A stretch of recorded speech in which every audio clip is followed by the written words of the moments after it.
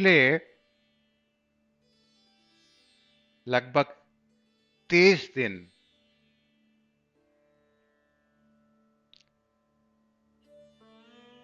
हमने चर्चा की कि परब्रह्म परमात्मा अपने इस ब्रह्मांड के व्यवहार को सुचारू और व्यवस्थित ढंग से किस तरह से संचालित कर रहे हैं। आज एक विशेष विषय के ऊपर हम चर्चा करने जा रहे हैं कि माता पिता अपने संतान का, अपने बच्चों का भविष्य सोने की कलम से लिख सकते हैं। प्रत्येक माता पिता की चाहत होती है कि उनके पुत्र और उनकी पुत्री यानी कि उनकी संतान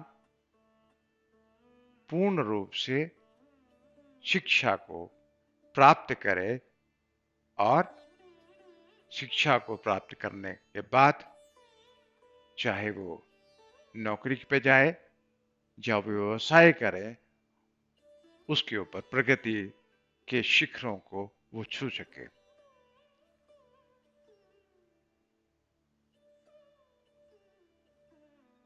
छोटे बच्चों को स्कूल में भेजने की जो परंपरा है, जब से सृष्टि की रचना हुई तभी से ही विद्या लेने के लिए स्कूलों के ऊपर बच्चों का एडमिशन किया जाता है। आज भी स्कूलों में एडमिशन लेने के लिए, अच्छे स्कूलों के में एडमिशन लेने के लिए हर पेरेंट चाहता है कि अच्छे स्कूलों में उनको एडमिशन कराया जाए। जैसे ही बच्चे स्कूल में एडमिशन लेते हैं तो उसका जो प्रारंभिक शिक्षा प्रारंभ हो जाती है हिंदी की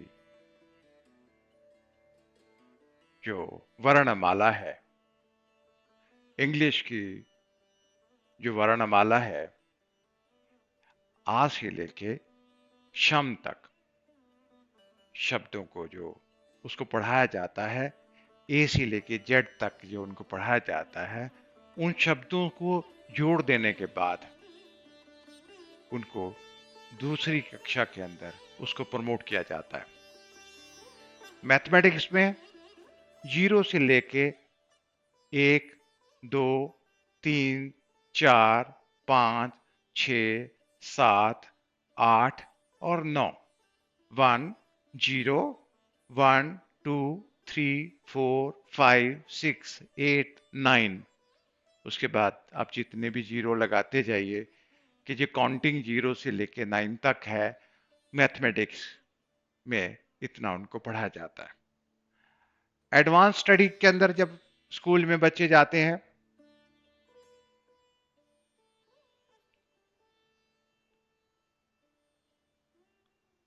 तो उनके मेन सब्जेक्ट जो रहते हैं, मैथ है, इंग्लिश है।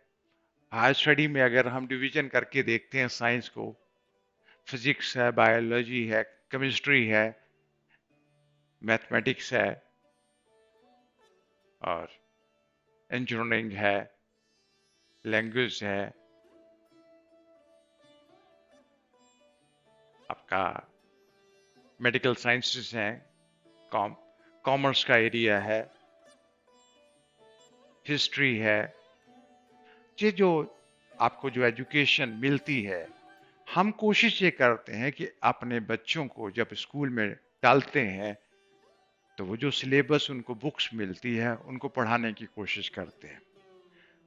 बाहर से हम अंदर की तरफ उनको विद्या देने की कोशिश करते हैं, लेकिन वो कोशिश नहीं करते हैं कि अगर इन अंदर से भी विद्या को उनको देने की कोशिश करते हैं तो उनके कोई अद्भुत करिश्मा हो सकता है। जो माता पिता सोचते हैं, जो माता पिता चाहते हैं कि उनके बच्चे कुछ ऐसा अद्भुत कार्य करें, ऐसा कोई अद्भुत कैरियर में अपना अपनाएं जिससे उनका नाम, उनकी संतान रोशन कर पाए, लेकिन ऐसा संभव होता नहीं है। आज की चर्चा यही चर्चा है कि स्कूल की जो शिक्षा है, उस शिक्षा के साथ साथ उनको अगर आंतरिक शिक्षा भी दी जाए, उसको अंदर की शिक्षित भी कर दिया जाए, तो शिक्षा को अंदर से ही उनको दिया जाए तो बाहर की शिक्षा फलीभूत हो गई। उनका मस्तिष्क कितना जागृत है, किसी का 1%, किसी का 2%, किसी का 3%, किसी का 4%, किसी का 5% और किसी का 10%।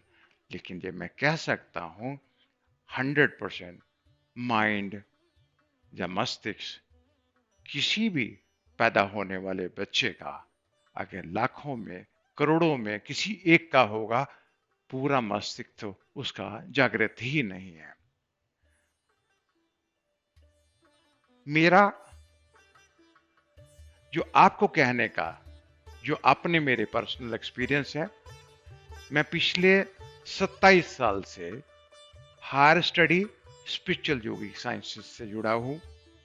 मस्तिष्क की एक एक क्रिया को समझता हूं, शरीर की एक एक धड़कन को मैं जानता हूं और पिछले 16 साल से एक ऐसी इंस्टीट्यूट से जुड़ा हूं जहां पर हम लोग हायर स्टडी में प्रोफेशनल को, स्टूडेंट को बनाते हैं। लेकिन जितने भी स्टूडेंट हमारे पास पढ़ने आते हैं, उनका जो मस्तिष्क विकास है एक जैसा नहीं होता। हम कमजोर बच्चों को अगर हम मेडिटेशन में या योगा में डालते हैं तो उनके लिए वो मेडिटेशन और योगा बहुत सहायक होता है। अगर हम छोटे ही बच्चों को अगर हम सिखाने की कोशिश करते हैं, उनको पढ़ते हुए कुछ देने की कोशिश करते हैं, तो हम उनको 5 साल के अंदर एक ऐसा अद्भुत कार्य कर सकते हैं जिसको हम कह सकते हैं कि माता पिता अपने बच्चों का भाग्य सोने की कलम से लिख सकते हैं। लेकिन मैं किस साधना की बात करता हूं, क्योंकि हम बच्चों को विद्या लेने के लिए स्कूल में भेजते हैं, विद्या लेने के लिए कॉलेज में भेजते हैं, विद्या लेने के लिए हम यूनिवर्सिटी में भेजते हैं।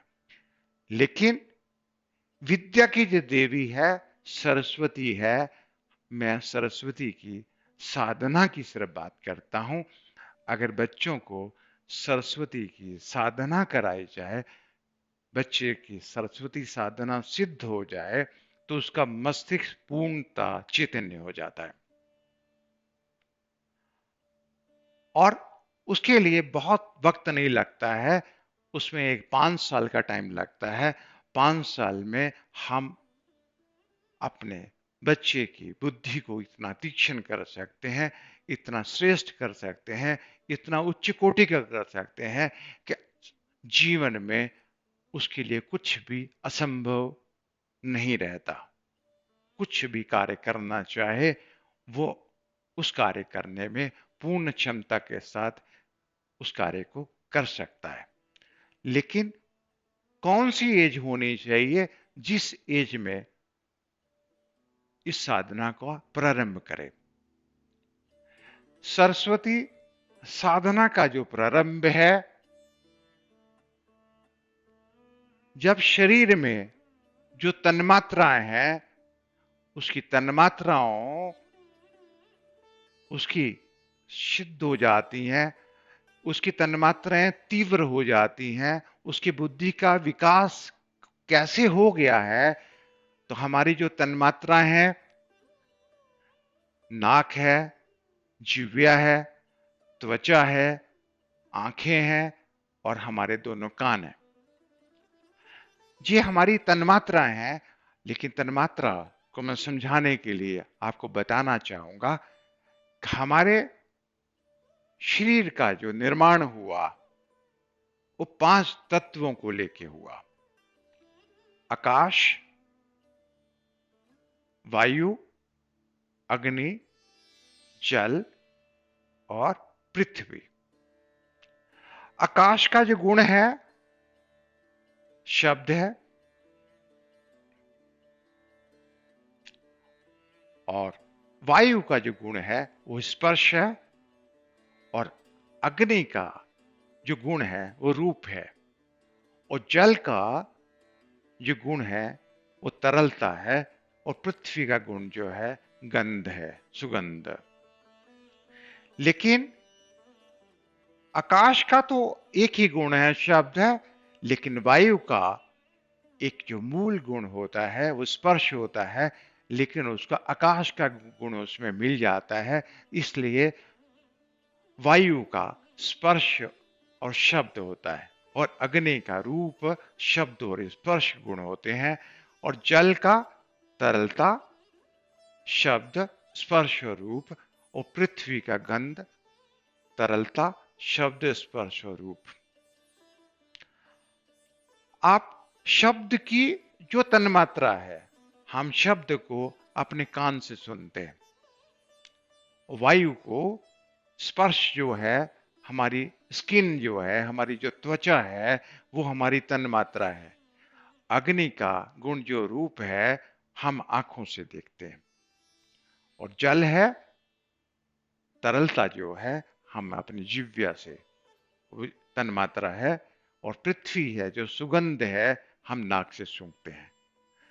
कान, त्वचा, आंखें और जिह्वा और नाक।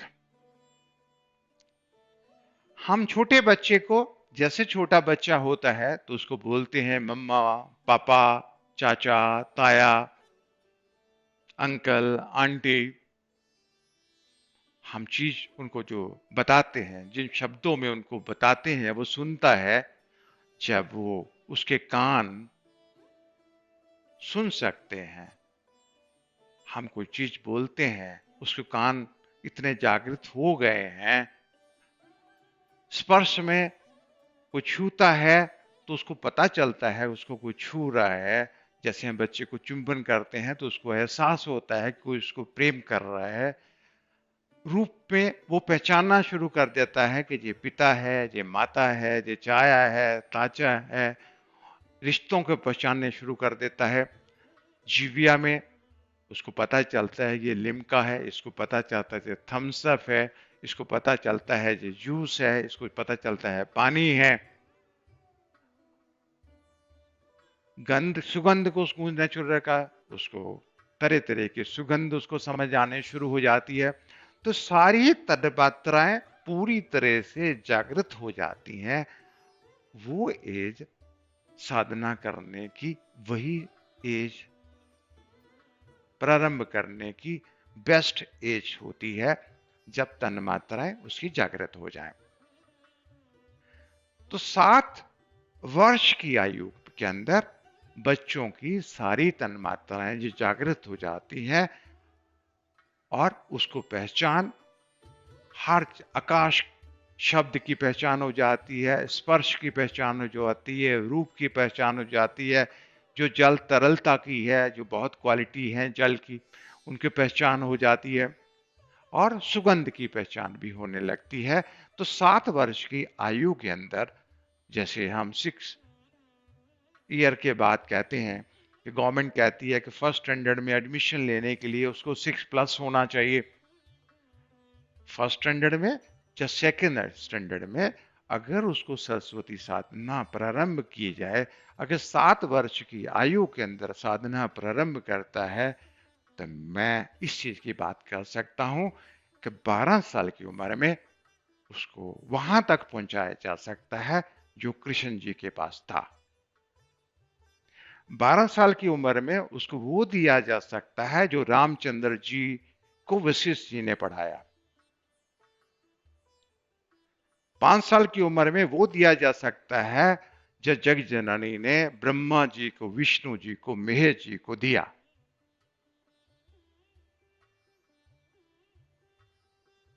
जो महापुरुषों के पास था वो बच्चों के पास 5 साल में दिया जा सकता है, क्योंकि वो विद्यार्थी हैं।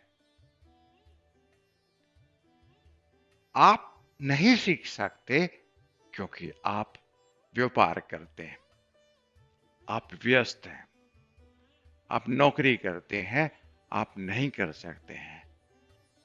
मेरे परदादा ने मेरे पिताजी को स्कूल में सरस्वती साधना नहीं कराई। मेरे पिताजी ने मेरे को 7 साल की उम्र में सरस्वती साधना नहीं कराई। मैंने अपने बच्चों को, जब वो 7 साल के थे, मैंने सरस्वती साधना नहीं कराई। लेकिन आज से 27 साल पहले मैंने सरस्वती साधना का महत्व को समझ लिया। आज मैं चाहता हूं कि मेरे बच्चों के बच्चे जब 7 साल के होंगे, उनको सरस्वती साधना का महत्व बताने के बाद उनको वो बनाया जा सकता है जिसकी बात मैं आज कर रहा हूं। शंकराचार्य जी ने छोटी आयु में साधना प्रारंभ की।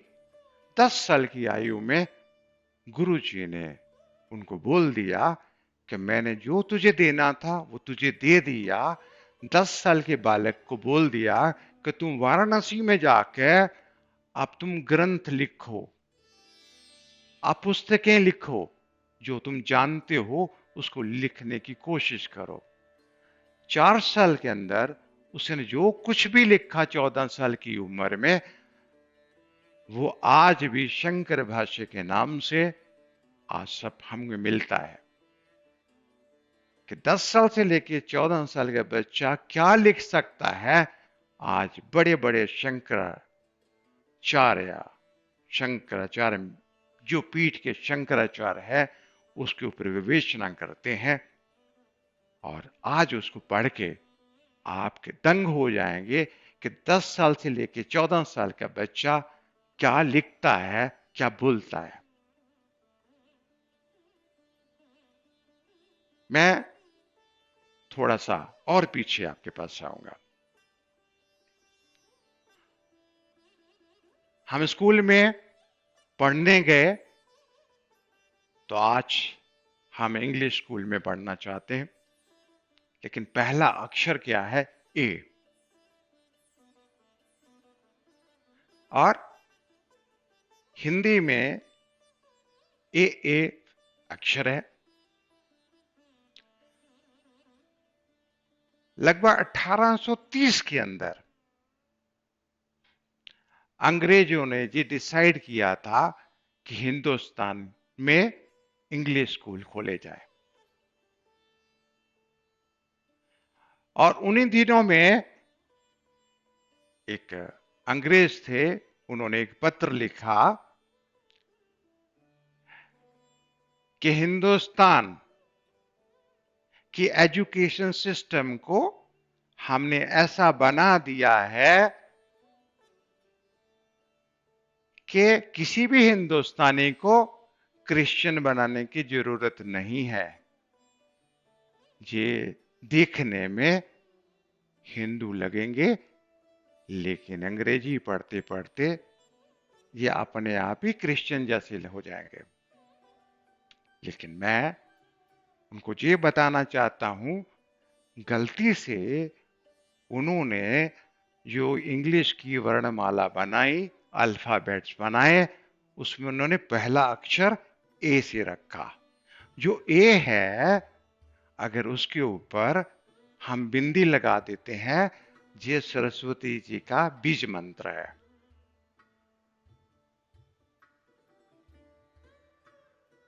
किसी ने गलती से भी जानवरों को चराते चराते भी ए बोल दिया रोज, उसको सरस्वती सिद्ध हो जाती है, वो विद्वान बन जाता है। तो मैं उन्हीं की ड्रेस पहनते हुए उनको बताता हूं कि एबीसीडी का जो अल्फाबेट्स हैं उसका पहला अक्षर जो है सरस्वती जी का बीज मंत्र है। वर्ल्ड के, ब्रह्मांड के जितने भी लोग हैं, विश्व में जितने भी लोग रहते हैं, एक ही सूत्र से परपोए हैं। विश्व में जितने भी रहते हैं उनकी एक ही सरस्वती है। उनकी 10 20 30 सरस्वती नहीं है। ये अल्फाबेट को ही सरस्वती कहते हैं। ये जो हिंदी की वर्णमाला है, इसी के ऊपर चंद्र बिंदु लगा दिया जाए, जो संस्कृत जो है, यही सारी भाषाओं की माता है। ये जो आपको वर्णमाला दिखाई पड़ती है, ये आपको वर्णमाला आपको बहुत आसान लगती है कि ये आपने देखी हुई है, लेकिन मैं प्रत्येक माता पिता को आज बता देना चाहता हूं कि वो फर्स्ट स्टैंडर्ड फेल हैं, वो फर्स्ट स्टैंडर्ड पास नहीं है। मैं चाहता हूं कि उनके बच्चे भी फर्स्ट स्टैंडर्ड फेल ना हो। आ से लेकर जो शाम तक जितने भी वर्ड हैं, ये संस्कृत के वो बीज मंत्र है, सरस्वती की वो बीज शक्तियां हैं जिससे हमारा मस्तिष्क बना है। इसको योगा में सहस्त्रार कहते हैं। इस सहस्त्रार से ही नीचे ये बीज शक्ति आने के बाद हमारे शरीर का संचालन हुआ है। ये हिंदी की वर्णमाला में एक विशेष शब्दों को हम चयन करेंगे। ये सरस्वती जी का बीज मंत्र है, और ये सारी वर्णमाला जिस शक्ति की से निकली है, उसका बीज मंत्र रीम बीज मंत्र है। और विद्या अर्जित करने के बाद, क्योंकि उसको आंका जाता है कि उसको सैलरी कितनी मिली है, आंका जाता है कि उसका बिजनेस का प्रॉफिट कितना हुआ है, इसी के तहत हमने श्री मंत्र लेने के बाद, तो सरस्वती का मंत्र अगर एम रीम श्रीम करके अगर कोई साधना करता है और किसी का संबंध उस गुरु के साथ है कि साधना करने के बाद किन किन स्थितियों में गुजरते जाने के बाद एक कृष्ण जी की स्थिति तक पहुंचने के लिए, रामचंद्र जी की स्थिति तक पहुंचने के लिए जो गुरु की आवश्यकता है, एक छोटे से बच्चे को 5 साल लगेंगे, हो सकता है आपको 50 साल लगे, लेकिन हो सकता है कि आप बच्चे की तरह सरल हो जाए, उसकी जगह सहज हो जाए, तो आपको भी 5 साल लगे। आपको बच्चे बनने के लिए, विद्यार्थी बनने के लिए बहुत तप तपस्या करनी पड़ेगी। आपको बहुत मनोस्थिति में बहुत नीचे आना पड़ेगा, तभी आपको 5 साल लगेंगे। लेकिन इन 5 सालों के अंदर हम उस विद्यार्थी को वो दे सकते हैं। हम आपने उसको जो बनाया जीव की तरह उसको जन्म दिया, लेकिन हम 5 साल के अंदर इस साधना द्वारा जब उसकी सरस्वती सिद्ध हो जाती है, हमारे ईशोपनिषद ये कहते हैं कि जिस आदमी भगवती सरस्वती के साथ रहता है, वही ईशोपनिषद में उसको ईश्वर बोला गया। उसको जीव नहीं कहा गया। कि जब हम स्कूल में जाते हैं तो हम 10th करते हैं, 11 12th की हमारे सर्टिफिकेट मिलते हैं, ग्रेजुएशन की हमें डिग्री मिलती है, पोस्ट ग्रेजुएशन की डिग्री मिलती है, उसके बाद हमें पीएचडी भी मिल सकती है। लेकिन सरस्वती सिद्ध होने के बाद हम जीव से ईश्वर ही बन जाते हैं, ऐसा ईशोपनिषद में मिलता है। 3 बच्चों को हमने सरस्वती साधना कैसे कराई जाए, सरस्वती साधना में कैसे उतारा जाए, उसके लिए सबसे एक विशेष जो संस्कार होता है, जिसको दीक्षा कहते हैं। दीक्षा का सीधा सीधा तात्पर्य होता है कि विद्यार्थी को दक्ष बना दिया जाए, विद्यार्थी को प्रवीण कर बना दिया जाए। और ये एडमिशन लेने की वो प्रक्रिया है अध्यात्म के अंदर, कि एक स्टूडेंट चाहता है कि मुझे पढ़ना है, और टीचर कहता है कि मैं जो पढ़ाना चाहता हूं, जो पढ़ना चाहते हैं, मैं उसमें आपको पूर्णता दिलाऊंगा।